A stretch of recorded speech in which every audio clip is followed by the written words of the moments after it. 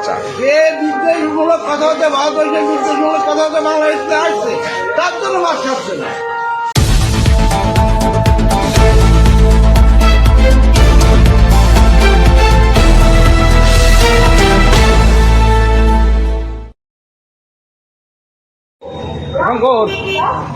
বন্ধুরা মাছ বাজারে আসলাম, মাছ নেই, একটু দেরি হয়ে গেছে, কিন্তু আশ্চর্যের ব্যাপার বড় বড় ইলিশ সব রয়েছে।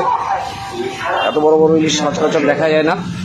তো মাছের পসরা নিয়ে বসে আছে। দাদা, এত বড় বড় ইলিশ বাংলাদেশে? বাংলাদেশ থেকে এই প্রথম ইলিশ আসলো? প্রথম এলো, এনেছিলাম যে বড় ইলিশ নাই ভারতবর্ষে, এবছর দেখতেই পারলো না বাংলাতে মাছ বিক্রি হবে, একটা মাছও বিক্রি হবে। কেন মাছ বিক্রি হচ্ছে না কেন? বাংলাদেশের মাছ কেউ খেতে যাচ্ছে না। এটা দেখুন, এত বড় দামি মাছ একই রকম দাম যাচ্ছে। দাম ঠিক আছে, দাম আমাদের এখানে যে মাছের দাম তার কম আছে। হ্যাঁ, অথচ মাছ ভিন্ন দেখে না না, এই ধরনের ইলিশ সাধারণত একটু পয়সাওয়ালা শিক্ষিত মানুষরাই কেনে, কিন্তু তারা কি বলছে? অফিসার এসে বলছে বাংলাদেশের কোনো মাছ না বিক্রি করে তাই? হ্যাঁ, খাবোই না, কোনো দামেই খাবো না।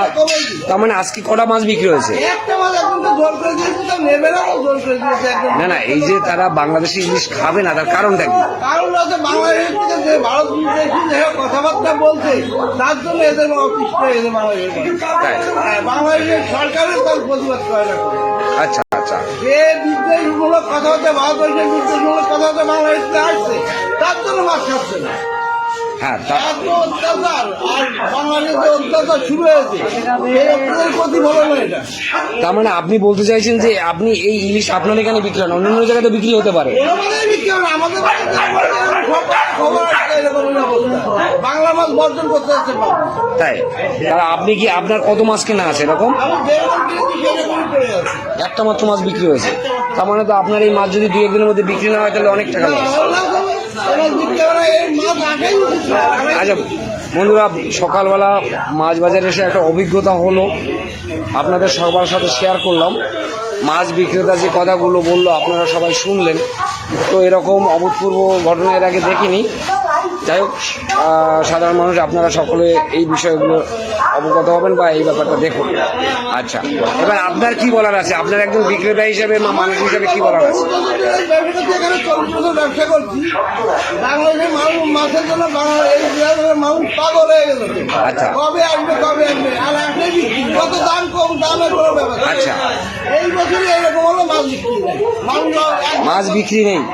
বন্ধুরা দেখুন, কত বড় বড় সাইজের ইলিশ, কত সুন্দর দেখতে, যেগুলো বাঙালি দেখলে লোভ হবে না এমন কোনো কথা নাই। অথচ দোকানদার বলছে যে সেই মাছ এবছর বিক্রি নেই।